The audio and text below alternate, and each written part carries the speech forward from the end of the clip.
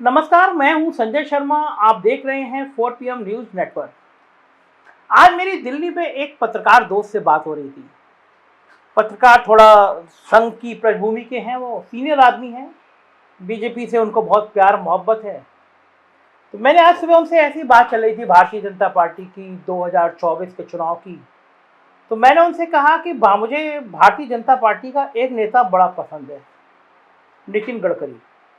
तो उन्होंने मुझसे कहा कि अच्छा, भारतीय जनता पार्टी में कोई ऐसा भी है जो आपको पसंद आता है? तो बहुत कमेंट था, बहुत सटायर था। मैंने कहा आपने ऐसे क्यों कहा? बोले आपके वीडियो सुनो तो वो तो भारतीय जनता पार्टी के खिलाफ होते हैं। तो मैंने उनसे कहा कि थोड़ी सी लाइन ठीक कर लीजिए। मेरे वीडियो आमतौर पर सरकार के खिलाफ आपको लगते होंगे। अगर 2014 से पहले मेरी खबरें देखेंगे आप, सब खबरें मेरी फेसबुक पे मिल जाएंगी, मेरी वेबसाइट पे मिल जाएंगी। तब कांग्रेस के लोग कहते थे कि आप बीजेपी के पक्ष में, क्योंकि आपकी सारी खबरें कांग्रेस के खिलाफ दिखती हैं। मेरे स्वभाव में है, मेरे खून में है कि मैं सत्ता की चाकरी नहीं कर सकता, मैं सत्ता का जिंदाबाद नहीं कर सकता। तो मुझे बीजेपी से समस्या नहीं है, मुझे सत्ता की कमियों को आपके सामने लाना ही मेरी नैतिक ड्यूटी है। तो वो चाहे सरकार कांग्रेस की हो, चाहे वो भारतीय जनता पार्टी की हो, या केसीआर हो, या शिवसेना हो, या केजरीवाल हो, या अखिलेश यादव हो, या मायावती हो। अगर चीजें खराब हैं और सत्ता है तो सत्ता की कमियों को लाना सामने काम है।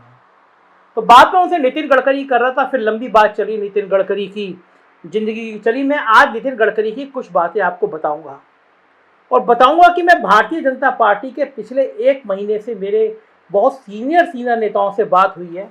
एक लाइन सबकी कहनी थी, कॉमन लाइन थी लगभग, कि अगर बीजेपी की सीटें 250 और 55 रह गई तो मोदी जी के लिए परेशानी हो जाएगी प्रधानमंत्री बनना, और प्रधानमंत्री का रास्ता सबसे ज्यादा किसी के पास होगा तो उसका नाम नितिन गडकरी है।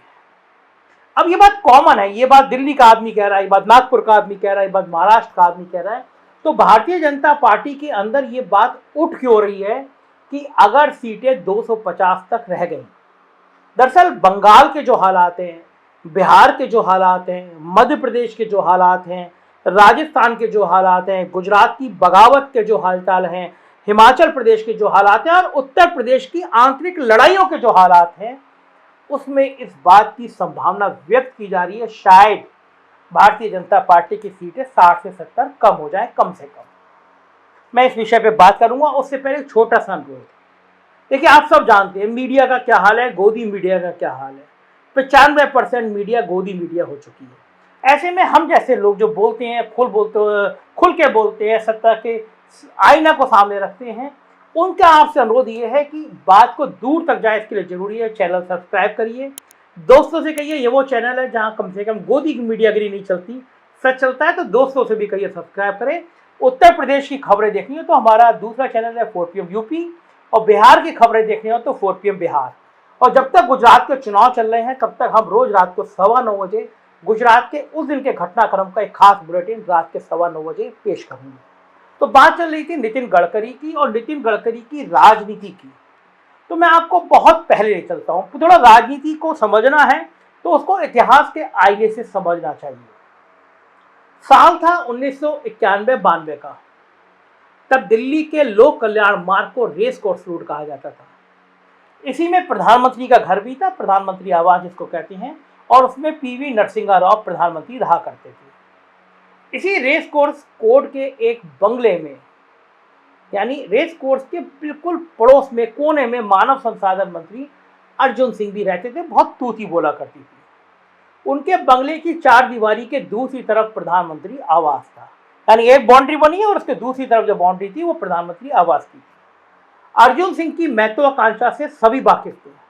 बहुत पावरफुल नेता था, मानव संसाधन मंत्री रहे थे। और तब मीडिया में अक्सर ये चर्चा होती थी कि अर्जुन सिंह के लिए तो अब सिर्फ दीवार फांदना बाकी रह गया है, मतलब दीवार फांदे और प्रधानमंत्री बनना बाकी रह गया है। हालांकि अर्जुन सिंह कभी उस दीवार को फांद सके नहीं। साल था 2009। ममता बनर्जी रेल मंत्री बनी थी और रेल मंत्री के रूप में उनकी भूमिका पर तंज कसते हुए लोग कहते थे कि ममता बनर्जी रेल की सवारी करते करते हावड़ा जंक्शन पहुंचने की जगह राइटर्स बिल्डिंग पहुंचना चाहती। राइटर्स बिल्डिंग समझ गए ना आप, बंगाल का राइटर्स बिल्डिंग। अंततः 2011 में ममता बनर्जी राइटर्स बिल्डिंग पहुंच भी गई और मुख्यमंत्री के रूप में आज तक वहीं जमी हुई है। ये राजनीति के किस्से हैं जो आपको समझ जाना चाहिए। मैं आपको इसीलिए बताना चाह रहा हूं कि राजनीति किस तरह होती है, जन चर्चाएं किस तरह होती हैं। आज के दौर में भी कुछ लोग इसी तरह की बातें कर रहे हैं। लोग कह रहे हैं 3 मोतीलाल नेहरू मार्ग। 3 मोतीलाल नेहरू मार्ग मतलब गडकरी जी का आवास। इससे 7 लोक कल्याण मार्ग, प्रधानमंत्री आवास की दूरी सिर्फ 2 किलोमीटर है। गडकरी जी के निवास और प्रधानमंत्री जी के निवास के बीच की दूरी 2 किलोमीटर है, लेकिन इस 2 किलोमीटर की दूरी को 2024 तक पूरा करने के लिए गडकरी जी का पॉलिटिकल एक्सप्रेसवे अब तक ठीक ठाक तरीके से उनका साथ दे रहा है। इस एक्सप्रेसवे पर अब तक उनकी गाड़ी का टायर पंचर नहीं हुआ है, बहुत कोशिशों के बावजूद। हालांकि पंचर करने की कोशिशें थोड़ी मोड़ी नहीं, बहुत हुई हैं, लेकिन गडकरी जी का पॉलिटिकल टायर और ट्यूब दोनों मजबूत हैं। इसलिए भी मजबूत हैं क्योंकि उसमें हवा नागपुर से यानी संघ दफ्तर से भरी जा रही है। और जैसा सब लोग जानते हैं कि भाजपा की सियासत की गाड़ी में जिसके भी टायर में नागपुर से हवा भरी गई उसका टायर पंचर कर देना भाजपा में काफ़ी मुश्किल है। कम से कम गुजरात के मैकेनिकों के लिए तो ये काम बेहद मुश्किल कहा जा सकता है। लेकिन गडकरी जी की मुश्किल गुजरात से ज़्यादा अपने राज्य महाराष्ट्र में ही है, क्योंकि सब जानते हैं महाराष्ट्र में मौजूद 2 व्यक्तियों से गडकरी की हमेशा पॉलिटिकल लड़ाई रहती है, छत्तीस कांकड़ा रहता है। एक उनकी पार्टी में और हाल ही में अमित शाह जी की कृपा से उनका डिमोशन हुआ है, जबकि दूसरे मुंबई की आलीशान इमारत एंटीलिया में रहते हैं।